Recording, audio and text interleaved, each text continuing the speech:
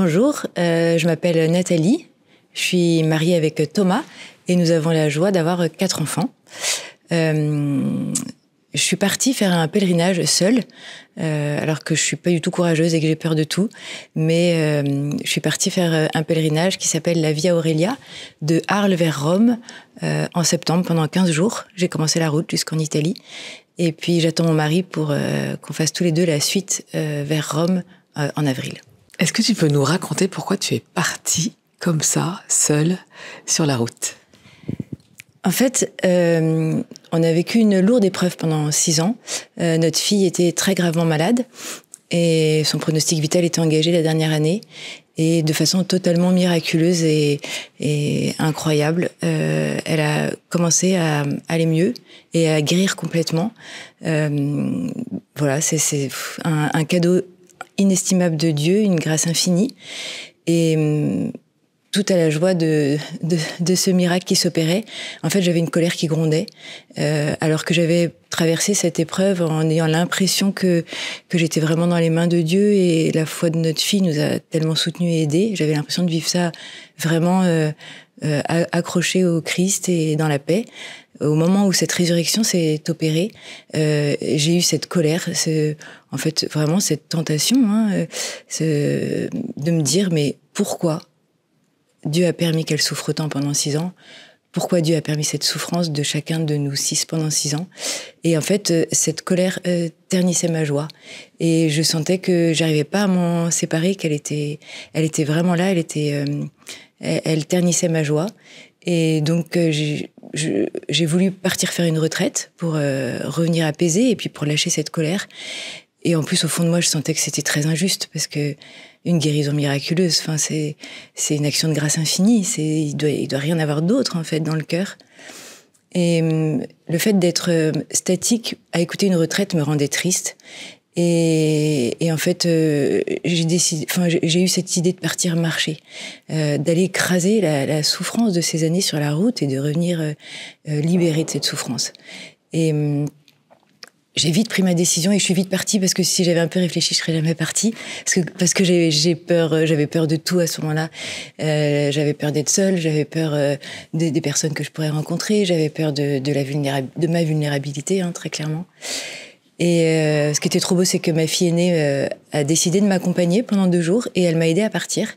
Après, elle m'a laissée seule et c'était important que je sois seule pour descendre au plus profond de moi, pour rencontrer ma vulnérabilité. Et derrière cette vulnérabilité, en fait, Dieu m'attendait les bras ouverts. Je pensais en partant vivre une apothéose avec le Christ sur ce chemin. Non, j'ai vécu la faiblesse, la vulnérabilité, j'ai pleuré, j'ai crié. Et Dieu m'attendait dans cette détresse. Et voilà, je suis revenue totalement apaisée, en fait. Au bout d'une semaine, il n'y avait plus de colère sur ma route, il n'y avait que merci. Avec le recul, comment est-ce que tu expliques cette colère ? Très clairement, je pense que dans ces moments de chamboulement, on n'est pas parfait. Et je pense que le péché nous rattrape aussi. Enfin, je mets ça vraiment sur le... J'ai réalisé, parce que mon mari, il a été complètement à la joie tout de suite, dans une foi incroyable. Il n'a pas eu ces combats, il en a eu d'autres certainement, mais il n'a pas eu ce combat. J'ai réalisé plus tard que sur ma route que oui, je vivais cette épreuve dans la foi. La foi de ma fille nous portait tellement. On s'est accroché à cette foi et à cette joie, mais je comptais sur mes propres forces. Et sur cette route, j'ai réalisé que si j'avais mis complètement ma confiance en Dieu, si je m'étais totalement abandonnée à sa volonté, si je lui avais fait confiance comme un enfant dans les bras de sa mère, de son père, j'aurais vécu cette remontée aussi avec lui dans la joie sans avoir le cœur partagé. Et voilà. Oui, mais enfin, faire confiance, s'abandonner, c'est un vrai combat. Oui. Surtout pour une maman dont l'enfant est malade. Oui, c'est un combat, mais c'est pas un combat perdu d'avance. Enfin, c'est un combat gagnant. Alors voilà, c'est facile à dire quand tout va bien. Mais même dans la joie, en fait, c'est ce qu'on se disait avec ma fille. On disait, dans la souffrance, on se tourne vers Dieu. Et dans les grands moments de joie, on a tendance aussi à le mettre de côté. Et c'est là où il faut pas lui lâcher la main non plus.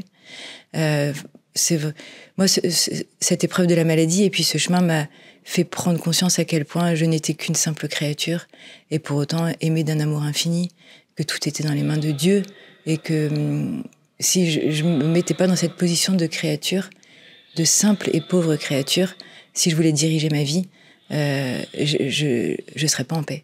Je trouverais pas la joie parfaite. Ouais. Alors concrètement, comment se passe ce chemin ? Alors concrètement, on est parti d'Arles, c'est une voie qui est tracée.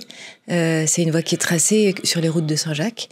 Donc on a un crédential, hein, comme n'importe quel pèlerin de Compostelle, qui nous permet d'avoir accès à des lieux d'hébergement pour le soir qui sont moins chers. Après, la route dans la journée, elle était très solitaire. J'ai croisé 2 pèlerins. Ouais, c'est très très peu. Un peu plus dans l'Esterel où il y avait des touristes et alors on m'a demandé si je sautais en parachute. Non, c'est juste ma maison sur le dos. C'est pas aussi extraordinaire que ça. Mais voilà, c'est ce chemin seul, c'est vraiment un chemin de solitude et de plénitude dans la nature. Après, ce qui est donc toute la journée dans la nature. Il y a une action de grâce, une béatitude même qui monte naturellement. Enfin, j'ai senti dans la nature la plénitude de l'œuvre de Dieu et dans lequel l'homme a toute sa place. Et ça m'a beaucoup marqué.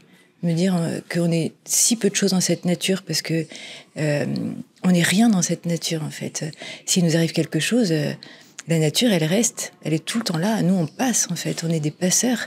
Et cette nature, ces montagnes, ces paysages, ils sont là depuis des siècles et ils seront encore là demain. Voilà, donc c'est se rendre compte de notre petitesse, en fait. On est bien plus petits que les fourmis sur le chemin. Et en même temps, dans cette nature, aussi grandiose soit-elle, on est parfaitement accueillis, parfaitement à notre place.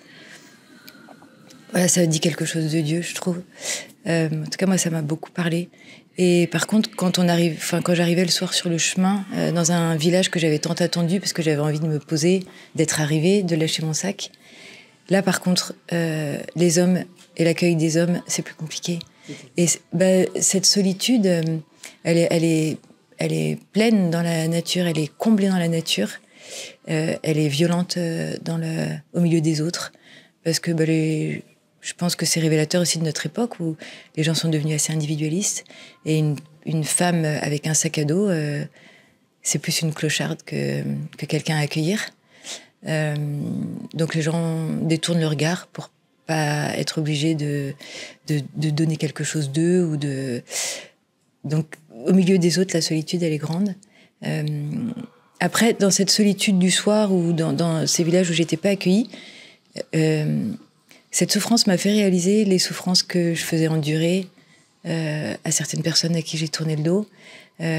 J'ai souffert d'un mauvais jugement sur moi, d'un jugement sur mon apparence, en fait, parce qu'effectivement, ma maison sur le dos, je suis très vulnérable. Et donc, j'ai réalisé aussi le nombre de fois où j'avais jugé moi sur l'apparence. Enfin, le fait d'être seule, ça nous permet de vraiment intégrer les souffrances. Enfin, j'ai intégré ces souffrances et je les ai transformées en éclairage sur ma vie, de me dire mais combien de fois aussi t'as rejeté quelqu'un, combien de fois t'as jugé sur l'apparence, combien de fois t'es passé devant quelqu'un sans même le voir.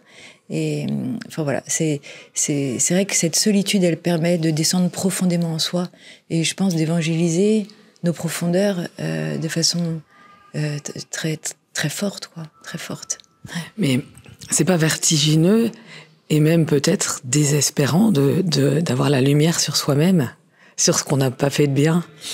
Mais en fait, c'est ça qui est incroyable, c'est que ça me rendait pas du tout triste. En fait, j'étais en vérité avec moi-même. Et c'est la vérité vous rendra libre. Je me disais, mais oui, c'est violent de voir ses fautes, mais en même temps, elles sont déjà pardonnées. Donc c'est trop beau d'être en vérité avec soi-même. Et moi, j'avais l'impression pendant ce chemin d'être justement vulnérable, mais en fait je suis vulnérable et du coup en vérité avec Dieu et avec moi, et je pense que c'est la source d'une joie profonde d'être en vérité avec soi et à sa place, oui, exactement. Tu dis que quand tu arrives dans des villages, personne ne t'accueille. Oui. Il y a des villages où j'ai été bien accueillie, ça c'est trop beau, ça c'est même incroyable en fait. c'est l'œuvre de Dieu. Enfin, on a l'impression que Dieu passe par les personnes. J'ai rencontré 20, 30 personnes en qui j'ai vu une qualité de Dieu, enfin, la présence de Dieu. Ça, c'était incroyable, c'était beau. Après, c'est vrai j'ai rencontré aussi des personnes malveillantes, méchantes. Et cette souffrance, elle dit quelque chose du mal, de l'enfermement du mal. Ces personnes m'ont fait réfléchir sur le mal aussi que moi j'étais capable de faire. Je me suis sentie proche des deux, en fait. Je me suis dit, on est à la fois ombre et lumière. Quelquefois, on est capable du meilleur, on est capable du pire aussi. Ouais, voilà, c'est... Et être seule pendant 15 jours, ça veut dire que tu ne parles à personne et que personne ne t'appelle par ton nom. Ouais. Ça, c'était le plus dur, c'est que personne ne m'appelle par mon nom, en fait. Parler à personne, en fait, je pense que je parlais intérieurement à Dieu quand même beaucoup. Après, ce qui est dur quand on est seul, c'est qu'on rit pas. Moi, j'aime bien rire, surtout quand on vit des choses. C'est vrai que dans la maladie de ma fille, le rire, ça a eu une très grande place dans notre famille. J'aime bien ma fille aînée qui, quand on lui demande comment on a fait pour survivre à ses 6 ans, elle dit que on a souffert chaque jour, on a été heureux chaque jour, malgré tout, et qu'on a ri chaque jour. Et j'aime bien quand elle dit ça, c'est vrai. Donc le rire, pour moi, ça porte le monde, ça porte le quotidien. Donc quand on est seul, on rit pas. Donc ça, c'est un peu dur. Et en fait, j'ai découvert dans cette solitude, sans rire, parce qu'au début, j'essayais de me rappeler des contextes pour rire toute seule. Et puis déjà que je passais pour une folle avec mon sac, je me suis dit que ça faisait beaucoup si en plus je riais toute seule. et en fait, j'ai réalisé dans cette solitude et en cherchant un peu la joie, le rire, que Dieu avait beaucoup d'humour sur nos vies, bien plus que nous. Et ça m'a marqué. En fait, j'ai eu l'impression que Dieu riait de mes péchés, de mes maladresses, de mes fautes, de mes manquements, et que là où je me braquais et où j'en faisais une montagne, en fait, lui, il avait bien plus d'humour sur moi que moi-même. Voilà. Tu nous dis que tu écrases ta colère à chaque pas, et tout à coup, pout, elle s'en va. Ça c'est... Je suis partie... pendant la semaine où j'ai décidé de partir, on est très entourés. Annecy, on a plein d'amis incroyables. Et la réaction des amis quand mon mari leur disait, il était fier, Nat part marcher jusqu'à Rome. La réaction des gens était unanime. Et tout le monde disait, mais c'est trop beau de partir rendre grâce. Et en fait, c'était un coup de poignard. J'étais absolument pas dans cet état d'esprit et je culpabilisais de pas être capable. Je me disais bien sûr que, en fait, ça c'est normal. C'est la voie, c'est cette action de grâce. Je devrais en être là et j'en suis pas capable. Et bien sûr que dans la vie rêvée de Nathalie, à ce moment-là, tu devrais partir pour rendre grâce. Et j'en étais pas capable. Et bon, voilà, j'ai culpabilisé de ça. Puis à un moment, en fait, culpabiliser, ça sert à rien. Il faut agir. Et du coup, j'ai décidé d'accepter le fait de pas être capable d'être dans l'action de grâce. J'avais cette colère et du coup, je suis partie pour écraser cette colère. Je suis partie pour écraser cette souffrance que ma fille avait endurée et que j'avais cru accepter au quotidien, mais que je n'avais pas accepté. Et tout le début de la route, je me suis retracée ces 6 ans en me disant que la souffrance que j'avais vécue, je l'avais vécue, elle m'avait marqué au fer rouge, que la souffrance surtout que ma fille avait vécue, mais une mère, elle souffre tellement quand ses enfants souffrent, et même la souffrance de chacun de mes enfants et de mon mari. Cette souffrance, elle était imprégnée, elle était gravée en moi, mais il y a quelque chose que j'avais pas vu, c'était toutes les belles choses dans ces moments de souffrance. Il y avait eu des belles choses, il y avait la présence de Dieu à chaque pas, à chaque moment, et ça, j'en étais sûre intellectuellement. Mais il a fallu pendant cette route, en même temps que j'écrase la souffrance, et en même temps que je me rappelle de tous les signes de Dieu pendant ces épreuves. Il y en a eu tellement, c'est innombrable. Donc en fait, au bout d'une semaine, j'étais pas du tout arrivée aux 6 ans, mais j'avais plus besoin de faire ce chemin. J'avais écrasé toute cette souffrance, j'avais crié, j'avais pleuré, j'avais hurlé. J'ai demandé, je suis partie en demandant à Dieu, mais pourquoi tu nous as fait ça? Mais pourquoi tu as accepté que ma fille souffre autant? Pourquoi cette souffrance, en fait? Pourquoi? Et une fois, j'en avais parlé à ma fille pendant sa maladie. Cette colère du pourquoi, c'est une question qu'on ne doit pas se poser, mais qui est assez inévitable quand on traverse la souffrance. Ma fille m'avait dit, pas pourquoi, pour toi. Pour toi. Et c'est-à-dire pour toi. Pour Dieu, en fait. Enfin, offre tout. Enfin, vois plus grand, vois plus haut. Bon. Et je suis arrivée à la fin d'une journée, toujours, c'était encore une marche de colère. J'en étais au milieu de mon chemin. Et je suis arrivée au Toronnet. Et là, j'étais assise sur mon sac à attendre qu'une petite sœur s'occupe de moi et me donne ma chambre. J'étais bien parce que j'avais marché toute cette route, j'étais arrivée et ça me comblait. Mais j'étais encore dans cet état de colère contre cette souffrance. Et là, j'ai levé le nez et j'ai vu un Christ magnifique, une croix dressée, et le Christ tout blanc, le visage tout apaisé, rayonnant, mais c'est quand même un Christ crucifié, qui est sur la croix, et qui se détache de la croix, et il est consolé par... moi, j'y ai vu une femme, je crois que c'est un homme, en fait, mais... Et cette image m'a bouleversée, en fait. Ce crucifix m'a bouleversée. À ce moment-là, j'ai demandé pardon. J'ai dit pardon d'avoir posé cette question du pourquoi, en fait. La vie est, cela suffit. C'est Blanche de Richemont qui dit cette phrase et je trouve ça tellement beau. En fait, ce qu'on a vécu, on l'a vécu. Et tu nous as tenu la main, tu nous as aidés. T'as pas voulu ce mal qu'on a vécu. Tu nous as aidés à le vivre, t'as souffert avec nous. Merci, pardon. Voilà. Et le reste du chemin, du coup, a été une action de grâce. Voilà. Une bénédiction. J'ai pu, sur ce chemin, déjà demander pardon profondément de mon manque de foi. Ça, pas d'autre mot que ça, c'est un manque de foi. Et puis m'ouvrir à la grâce de cette résurrection. Et puis accepter, décider, parce que c'est pas facile à mettre en place, mais en tout cas prendre vraiment conscience que faire confiance à Dieu, c'est des mots. Mais si on applique vraiment ça, c'est un chemin de vie, c'est compliqué, dans l'épreuve, dans la joie, dans tous les états, en fait. Mais si déjà on le veut et on prend conscience que on peut rien sans lui, qu'il nous attend, qu'il est là et que tout est dans ses mains, voilà, c'est un chemin à écrire. Mais en tout cas, je suis revenue en me disant ça, en me disant maintenant, fais confiance vraiment. Est-ce que ce chemin d'abandon est possible autrement que par la marche ? Ah oui, je pense que c'est à chacun de trouver sa voie pour ce chemin d'abandon. Après, ce qui est beau dans la marche, c'est que la marche est thérapeutique parce qu'en fait, on avance. Parce qu'on avance, on reste pas statique avec le poids de ce qu'on vit, de la souffrance de ce qu'on vit, de ses problèmes. En fait, marcher, c'est avancer. Et puis, c'est vrai que c'est très évangélique aussi. Jésus, il marchait, il était avec ses disciples, il marchait sur les routes. Ça, je m'attendais pas à ça en marchant. J'ai eu plein d'images de l'évangile. En fait, l'évangile me parlait dans cette marche parce que dans l'évangile, il y a beaucoup de marches. Et il y a beaucoup de rencontres sur le chemin et Jésus monte sur la montagne et Jésus redescend. En fait, l'évangile n'est pas statique. Et alors les retraites, c'est magnifique, on y vit de très belles choses. Mais moi, j'avais été statique pendant la maladie de ma fille. Pendant 6 ans, j'étais derrière sa porte à attendre qu'elle ait besoin de moi. Elle était tellement faible que j'étais même privée de sa présence la dernière année, mais à attendre. Et du coup, cet état de staticité me renvoyait à la maladie et c'était impossible pour moi de rester assise en retraite. Il fallait que j'avance, il fallait que je marche. Mais oui, je pense qu'il y a plein de chemins pour vivre l'abandon. Mais la marche est un beau chemin. Et surtout, c'est pas un chemin difficile. En fait, on est tous capables de marcher.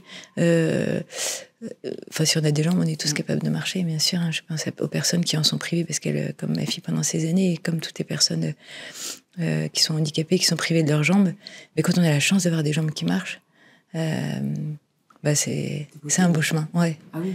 En fait, je suis pas du tout forte. J'ai pas fait de sport pendant 3 ans. Je suis pas du tout courageuse. En fait, il n'y a pas besoin de courage. Il faut juste avoir la volonté. Après, le corps comprend que voilà, faut marcher. Les 3 premiers jours sont un peu difficiles.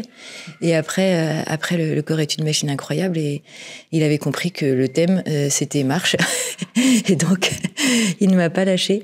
Mais c'est vrai que j'encourage toutes les personnes qui vivent des épreuves lourdes et qui ont besoin de se mettre à l'écart et d'écouter cet appel et de se dire que c'est possible, qu'il n'y a pas besoin d'être forte ou courageuse ou sportive pour vivre ça. Après, en plus, La route, on peut faire 10 km ou 30 km. Enfin, on adapte selon ses capacités. Mais c'est vraiment un chemin de vulnérabilité dans lequel on trouve Dieu. Voilà. C'est incroyable que tous les 6, on ait vécu cette épreuve dans la foi. Je me dis, c'est incroyable, parce qu'on a des grands-enfants. Ils auraient pu... Enfin, c'est dur de voir sa sœur... c'est dur de voir sa sœur souffrir comme ça, vulnérable comme ça, pour sa petite sœur aussi. Et non, la foi nous a portés tous. Donc voilà, oui, il y a eu des moments de désespoir, mais bon. Oui, on a espéré contre toute espérance, je crois. Mais parce que Dieu nous a donné cette grâce. Ça, je sais que c'est pas nos propres forces, c'est pas notre mérite. C'est un cadeau reçu de Dieu. Il nous a donné son espérance, en fait. Est-ce que vous avez été aidé par des amis, la famille, ou est-ce que cette souffrance est telle que personne ne peut la rejoindre? En fait, on a été extrêmement aidés. Enfin, on a été extrêmement aimés. Ouais. Aider, c'était compliqué. Hein. Puis, comment faire pour aider? Enfin, en fait, je crois qu'on a été aimés, très, très aimés par nos amis, très entourés par nos amis, par nos familles. Après, c'est vrai que cette souffrance, elle est assez intime. Et puis même en couple, pourtant Dieu sait que ça fait 25 ans qu'on est mariés et que je crois qu'on peut dire qu'on est le plus beau cadeau l'un pour l'autre. Même en couple, on souffre pas au diapason l'un de l'autre. Thomas souffrait de choses qui me faisaient pas plus souffrir que ça. Et moi, je souffrais atrocement de choses qui ne le faisaient pas tant souffrir que ça. Et du coup, il faut accepter aussi en couple que notre souffrance ne soit pas forcément comprise par l'autre, mais qu'elle soit accueillie et consolée. Voilà. Et je pense que pour les proches, c'est pareil. En fait, on n'avait pas besoin forcément qu'ils comprennent le détail de ce qu'on vivait, puisque même nous, on ne comprenait pas bien ce qu'on vivait. Mais on avait juste besoin d'être entourés et puis aimés. Voilà. Et ça, on l'a été. On a eu beaucoup de chance, beaucoup de chance. Ouais. Vous vous êtes laissé aimer aussi, parce que souvent, la souffrance, elle peut nous replier sur nous-mêmes. On est tellement à vif que c'est impossible, en fait, de laisser l'autre s'approcher. Il y a eu des moments, enfin, moi, je sais que c'était mon combat. Ouais. Quand je souffrais trop, j'étais inatteignable. Je répondais pas au téléphone. Je voulais voir personne. Aussi de peur que ma souffrance fasse du mal aux autres, parce que quand on a un animal blessé, on peut être agressif. Et je l'ai été, hein, certainement. Enfin, même je sais que je l'ai été. Mais oui, ça, c'était mon combat. C'était de réussir à laisser les autres toucher ma souffrance. Ouais. Pas évident. Pas évident. Mais pour ça, notre fille nous donnait un bel exemple. Parce qu'elle pouvait pas se cacher. Elle pouvait pas fuir. Elle avait besoin de nous pour s'occuper d'elle. Il fallait qu'elle se laisse approcher, même quand c'était trop dur. Voilà. En fait, cette route et cette deuxième partie de route où j'ai été dans l'action de grâce, j'ai prié pour toutes les personnes qui avaient prié pour notre fille. En fait, l'élan de prière et de toute façon, ce miracle, cette guérison, je ne sais pas si c'est un miracle, mais en tout cas, cette guérison miraculeuse est un cadeau, certainement le fruit de la prière. Et le nombre de personnes qui a prié pour notre fille, les personnes qui ont fait prier leurs enfants, ça m'a vraiment émue de voir cette espèce d'élan de prière de personnes qui ne la connaissaient pas et qui priaient pour elle. On recevait des messages de toutes parts. C'est tellement beau. Et il y a eu des neuvaines. Moi, j'en pouvais plus des neuvaines. J'avoue que tant je perdais. Enfin, c'est pas que je perdais la foi parce que je sais que Dieu est là, mais je perdais foi dans ces neuvaines. Enfin, je perdais foi dans. Je savais que Dieu était capable de guérir ma fille, mais j'avais l'impression qu'il en avait pas très envie. Et voilà, je trouvais ça mignon les neuvaines, mais fatigant. Et en fait, c'est cette foi des personnes qui n'ont pas lâché, cette espérance contre toute espérance, ça c'est magnifique. Et ouais, c'est incroyable. Et du coup, sur cette deuxième partie de route, j'ai eu la joie de pouvoir prier pour toutes ces personnes. C'était remercier pour ces personnes, en fait. C'est incroyable. La force de la prière, c'est un truc de malade. Dans ma tête, je pensais à telle personne, mais il y a eu tellement de personnes qui ont prié. c'est incroyable. C'était un chapelet vivant, en fait. Et alors, ces personnes sont trop mignonnes parce que quand on les remerciait, elles disaient « Mais c'est votre fille qui nous donne l'occasion de prier ».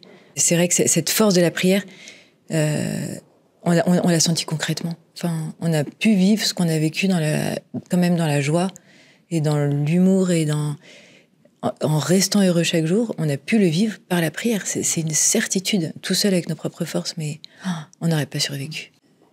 Ouais. Une recette pour garder la souffrance de celui qu'on aime à distance? J'ai pas trop la solution.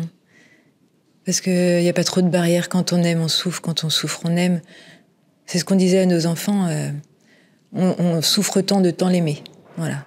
Et notre souffrance, c'est aussi révélateur de notre amour, en fait. Si on souffre, c'est qu'on l'aime tellement. Après, c'est facile à dire, mais de réussir à laisser une place à Dieu dans cette souffrance pour qu'elle vienne réparer ce qu'il y a à réparer, mais dans les moments de grande souffrance, c'est compliqué. Bien sûr que le soutien de la foi, c'est la prière des autres, c'est la grâce d'avoir eu des prêtres qui sont passés dans notre maison, qui ont dit la messe chez nous. Enfin, je ne sais pas combien de messes il y a eu pendant que notre fille était malade dans notre maison. Ça, c'est incroyable. Enfin, c'est un cadeau. Ça nous portait, ça nous portait. Mon frère prêtre. Et puis, tous les amis prêtres qui ont toujours été là, mais qui étaient là beaucoup aussi pendant la maladie. Et puis, la grâce des sacrements. Le fait de vivre les sacrements ensemble aussi. La messe. Ça, c'est un secours inestimable. C'est un secours inestimable. Pour revenir au pèlerinage, je pense à la prière du pèlerin. Mon accompagnateur spirituel m'avait proposé, parce que j'avais déjà un sac de 9 kilos, je voulais pas me charger, mais j'avais quand même besoin d'être nourrie intellectuellement et puis d'être nourrie de textes pendant ce pèlerinage. Et il m'avait dit, lis les textes du jour et tu les rumines, tu les manges. Et ça a été une expérience assez incroyable. Quand on n'a personne à qui parler et que on a comme texte du jour comme lecture du jour que les textes du jour, on les laisse vraiment infuser et c'est une vraie nourriture. Voilà. Et ça, c'est quelque chose qui m'a beaucoup marqué. J'ai découvert pendant cette marche la force de la parole, en fait. La force de la richesse de la parole. Des textes que je connaissais bien sûr, depuis que je suis petite, on les entend, ces textes. On a l'impression de bien les connaître, d'avoir fait le tour, même besoin de le lire, je connais la fin de l'histoire. Et en fait, de relire et de méditer, en fait, cette parole sur ce chemin, ça a été très riche. Très clairement, quand on marche seul comme ça, on se sent habité d'une force, en fait. Enfin, habité d'une présence. C'est plus d'une présence d'ailleurs que d'une force. La marche seule dans la nature, j'étais totalement... j'avais l'impression d'être avec Dieu, enfin, d'être au-dessus, d'être entre le ciel et la terre, dans une plénitude, dans une vraie plénitude. Après, certaines fois, j'ai eu peur parce que je me suis dit, c'est trop bien, je suis toute seule avec Dieu dans la nature. Mais si jamais on est deux et que c'est pas quelqu'un qui me veut du bien, ça va être compliqué parce que je vais pas pouvoir me défendre. Et voilà, c'était des tentations en fait qui passaient, mais qui passaient vite en fait. Et non, cette présence dans la nature, elle est assez incroyable, je trouve. Sur ce chemin, j'ai eu toutes les peurs du monde. J'ai vécu toutes mes peurs. Et à chaque fois, la réponse était la même. Mais je suis là, ne t'inquiète de rien. Ne t'inquiète de rien. Mais quand même, il a fallu que je vive plein de peurs, en fait. Je me suis blessée, j'ai eu très peur que ça s'infecte parce que ma plaie était pas belle du tout. Il y a un moment où je traverse une forêt et en fait il y avait une chasse en cours, mais je savais même pas en fait qu'il y avait pas des barbelés pour nous dire ne rentrez pas, il y a chasse en cours. Donc je suis rentrée et puis de toute façon mon GPS me disait de passer là, donc voilà, sereine. Et puis là j'ai entendu des coups de fusil dans tous les sens et je me suis dit que j'allais me faire trouer la peau comme un cochon. Donc j'avais mis une casquette rose et je courais en disant ne me tuez pas, ne me tuez pas. Et je disais, c'est absurde, cette scène est totalement absurde, mais qu'est-ce que je fais à courir comme un lapin parce que j'ai peur de me faire trouer la peau. Et voilà, des situations un peu ubuesques, mais voilà, enfin qui étaient en fait qui étaient pas du hasard. Je sais que j'ai eu besoin d'avoir peur pour comprendre que Dieu était là et qu'on n'avait plus à avoir peur. On a eu tellement peur pour notre fille. Mais j'ai quand même une pensée pour toutes les personnes qui vivent pas le miracle. Et dans notre foi, enfin, je sais pas si c'est un miracle, en tout cas, c'est une guérison totalement incroyable. Toutes ces personnes qui y croient, qui espèrent, qui mettent leur confiance en Dieu et que Dieu n'exauce pas, c'est incompréhensible. Enfin, je me mets à leur place et je pense que face à notre histoire, j'aurais beaucoup de colère si j'étais ces personnes-là. Et ouais, il y a une injustice aussi dans la guérison. C'est pourquoi nous en fait, je sais pas. Il n'y a pas de réponse. En fait, on reçoit notre vie telle qu'elle est et on reçoit aussi la grâce. En fait, on n'en a aucun mérite, aucun pouvoir. On n'a rien mérité. On a juste reçu la grâce de Dieu. Voilà, c'est un cadeau qu'on reçoit dont on n'est pas ni dépositaire ni qu'on n'a pas mérité. On n'a pas mérité cette grâce. C'est ce que je peux leur dire et que je prie pour elles. Voilà.